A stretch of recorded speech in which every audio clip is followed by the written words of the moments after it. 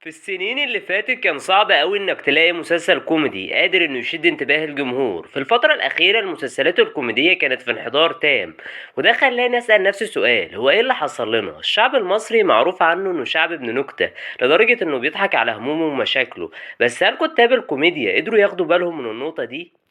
حالة الركود اللي كانت في المسلسلات الكوميدية بدأت تختفي مع موسم رمضان 2024 اللي اتعرض فيه مسلسل أشغال شقة، اللي قدر بيه هشام ماجد إنه يثبت إن هو كان أكتر واحد موهوب في الثلاثي، ومن غير شك هو أكتر واحد استفاد من الانفصال، لأن لو ما كانش الانفصال ده حصل ما كناش هنشوف هشام ماجد البطل الفردي اللي كلنا حبيناه في مسلسل أشغال شقة. قصة أشغال شقة بتحكي عن حمدي وياسمين مراته اللي بتولد، فبيضطروا بعدها إن هما يجيبوا شغالة تاخد بالها من طفلهم. قصة بسيطة خالص ومش جديدة، ده كمان القصة دي اتقدمت قبل كده في فيلم صباح الخير يا زوجاتي العزيزة اللي كان من بطولة صلاح ذو الفقار ونيلي. بس يا جماعة القصة البسيطة دي طلعنا منها بكمية كوميديا وإفيهات كان صعب أوي إنك تشوفها في مسلسل كوميدي تاني.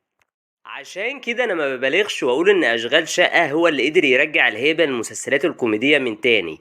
بناء الكوميديا في اشغال شقة قايم اكتر على فكرة الكاركترات الغريبة اللي بنشوفهم كل شوية مع اختلاف الحلقات. كل شغالة موجودة في المسلسل قدرت انها تنجح انها تقدم كاركتر كوميدي، على رأس دول طبعا انتصار اللي قدرت انها تقدم كاركتر ام صابرين اللي هي في نفس الوقت كاركتر غريب جدا، واحدة ما بتسيبش التليفون ابدا من ايديها ورغاية. بس شخصية أم صابرين ما كانتش أغرب من شخصية فاطمة اللي قدمتها لينا الفنانة إيمان السيد. غرابة شخصية فاطمة بتكون في إيديها، لأنها بتعمل بإيديها أحلى أكل ممكن تدوه في حياتك، لدرجة إن ياسمين مرات حمدي ما بتقاومش الأكل اللي هي بتعمله وبالتالي بتتخن.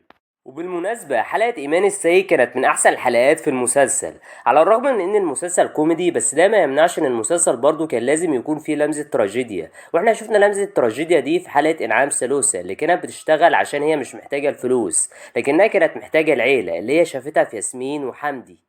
طيب سيبنا من التراجيديا دلوقتي ونرجع تاني للكوميديا. حلقة الأمن، وأكيد في حلقة الأمن كان لازم نشوف شغالة شخصيتها مناسبة للحلقة دي وبتحب النظافة زي هناء اللي كانت بتحب النظافة جدا. ولو اتكلمنا عن أسوأ الحلقات في المسلسل، ما هو يا جماعة برضو الحلو ما بيكملش، وده اللي أكدته لينا رحمة أحمد لما ظهرت في أشغال شقة. وأقدر أقولها لكم بكل صراحة إن رحمة أحمد كانت أسوأ شغالة في أشغال شقة بجدارة. الحلقة اللي ظهرت فيها رحمة أحمد أو مربوحة، طيب ليه بقول لكم مربوحة؟ لأنها كانت بتمثل بنفس الأداء المفتعل اللي احنا شفناه منها في سلسلة الكبير.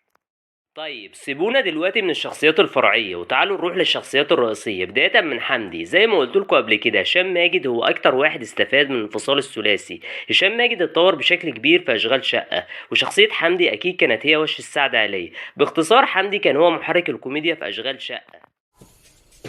اوعى بس.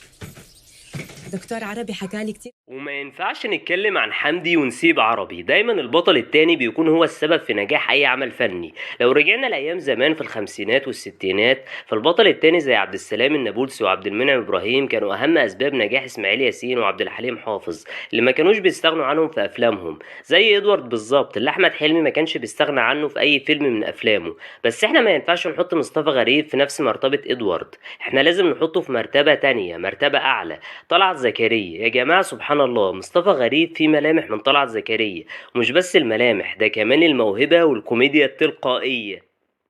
انا اول لما شفته كنت فاكره قريب طلعت زكريا بصراحة، بس حقيقي يخلق من الشبه 40. شخصية عربي اللي كان بغبائه قادر انه يحافظ على جو الكوميديا اللي موجود في المسلسل. كوميديا الغباء مش اي حد يقدر يعملها بالمناسبة. زمان ما كانش في حد بيقدم الكوميديا دي غير سامح حسين، والصراحة هو كان معلم فيها بجد. كمان في المسلسل هتلاحظوا التضاد اللي بين شخصية حمدي وشخصية عربي الغبي، ده كمان من أكتر الحاجات اللي علت من ميزان الكوميديا في المسلسل. إنك تجيب شخصيتين عكس بعض وتطلع منهم كوميديا وإفيهات بالعبيط. علاقة عربي وحمدي عاملة شوية زي علاقة رمزي وعادل في راجل وست ستات، بس الفرق الوحيد إن عادل ما كانش بذكاء حمدي، ده كان بنفس غباء رمزي بس بدرجة قليلة. بعد النهاية المفتوحة في أشغال شقة شفنا الجزء التاني السنة دي اللي كان بعنوان أشغال شقة جدا. دايما الأجزاء التانية في أي مسلسل كوميدي بتكون أقل كوميديا من الأجزاء الأولى، وقيس على كده مسلسل راجل وست ستات ومسلسل تامر وشوقية.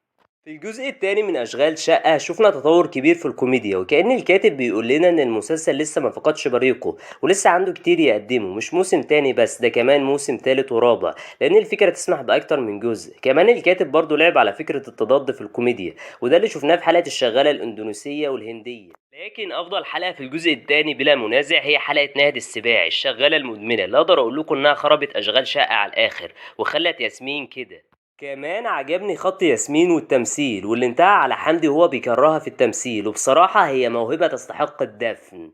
وكالعاده اشغال شقه جدا بينتهي نهايه مفتوحه، واضح كده ان في جزء تالت. لو عجبكم الفيديو دوسوا لايك واشتركوا في القناه، وياريت كمان تفعلوا زر الاشعارات عشان يوصلكم كل جديد.